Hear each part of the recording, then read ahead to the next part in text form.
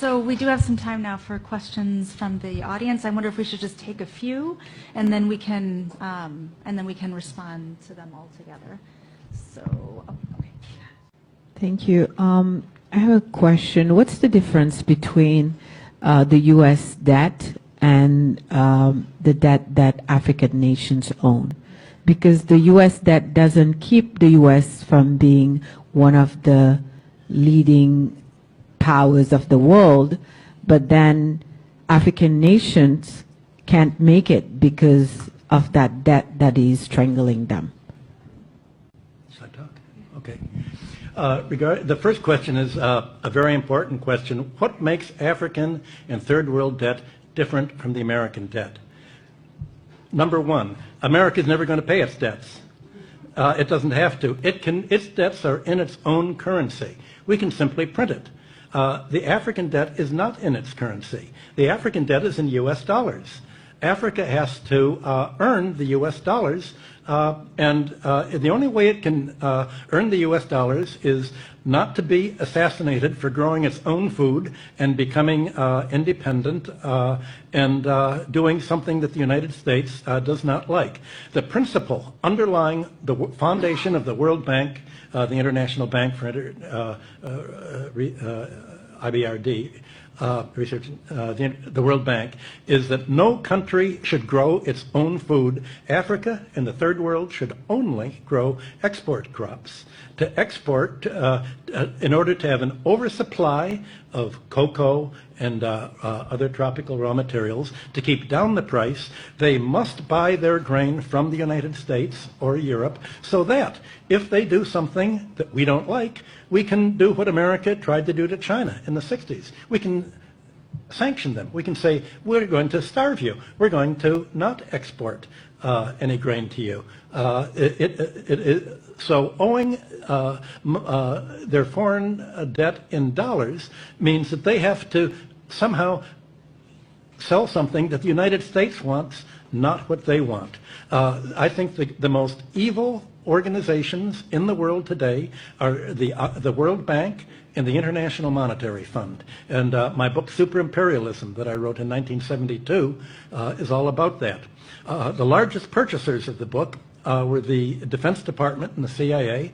I was immediately, the organization I worked for was given a $75,000, $85,000 Defense Department contract for me to come to explain to them how American imperialism worked, and they used it as a how to do it book. They thought it was just spontaneous, and I had written the book thinking that socialists and third world countries would do something about it, and indeed it was translated into Spanish and other languages, but it was really the Defense Department that applied most of this, and I was amazed when I was invited to the White House to explain how imperialism worked.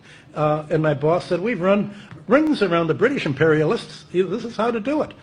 You make them owe the debts in your currency, not their own. You control their central bank and make them financially dependent on you, and then you've got a stranglehold for them.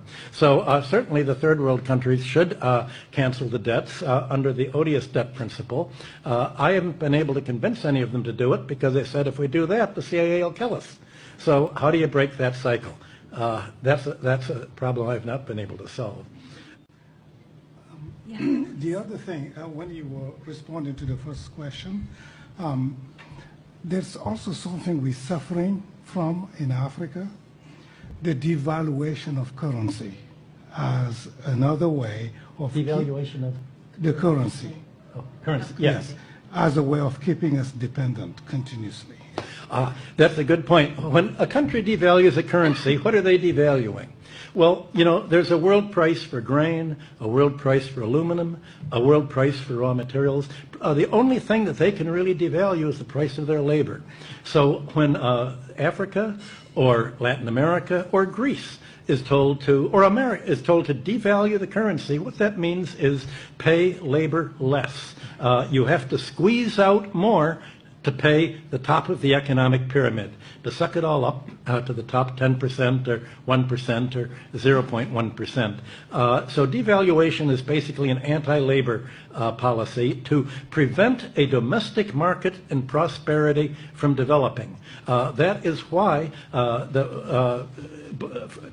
China and Russia are saying, we don't want to be part of the dollar area. We want our own currency, and we'll only borrow in our own debt.